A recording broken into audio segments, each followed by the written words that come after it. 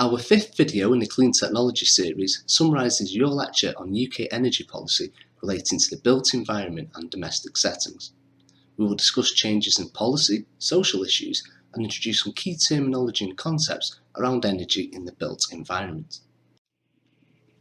It is estimated that buildings contribute approximately 1/3 of global greenhouse gas emissions through their ongoing use and their construction. In the European Union, buildings are responsible for 40% of energy consumption.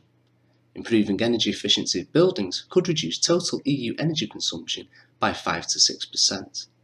High energy use with inefficient homes has obvious cost implications for households, and we will explore issues of fuel poverty comparing the UK with other European states.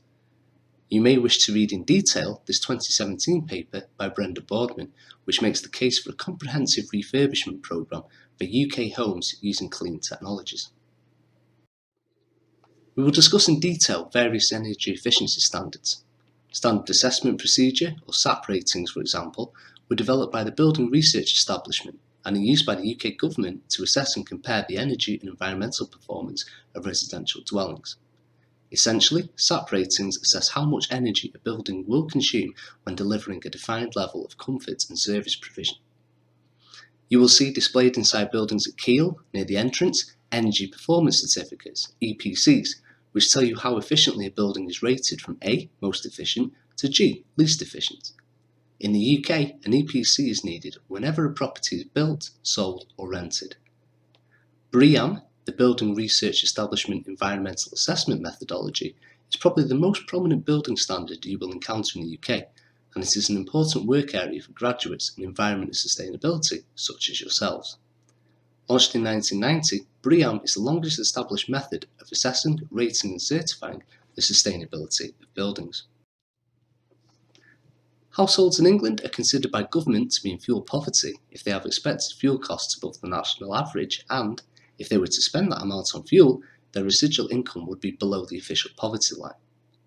The 2018 Annual Fuel Poverty Statistics Report of the UK Government's Department for Business, Energy and Industrial Strategy finds, from the latest statistics available, that 11.1% of UK households, that's 2.5 million households, were in fuel poverty in 2016.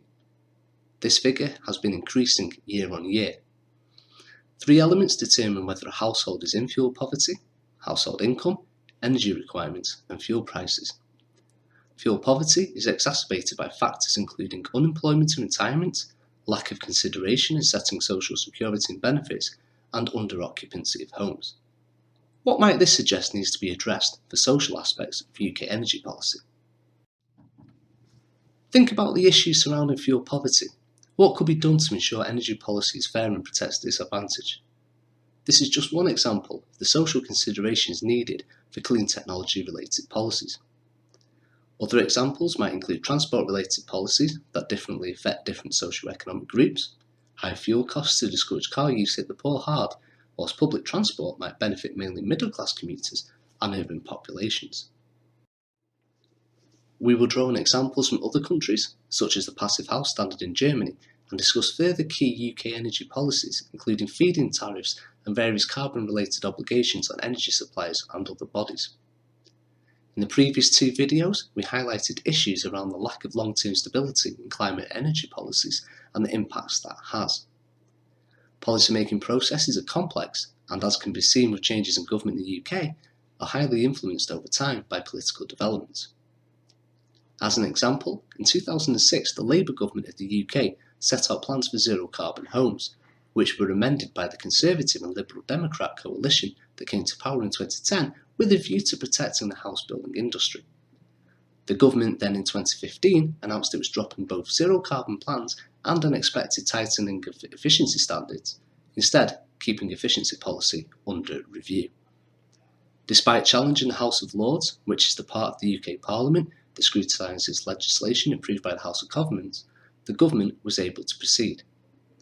Bearing in mind recent policy reversals, therefore, we will finish by discussing prospects for the UK government's Clean Growth Strategy, launched in October 2017. To summarise, energy-related clean technologies can be about generation, such as renewable energy sources, or about efficiency, such as building insulation. All technology uptake takes place within a policy context and changing policies affect the development and uptake of technology.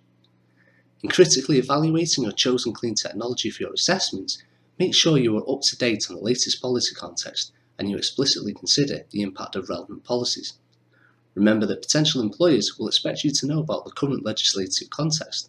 Make sure that you are able to discuss policy issues during job interviews.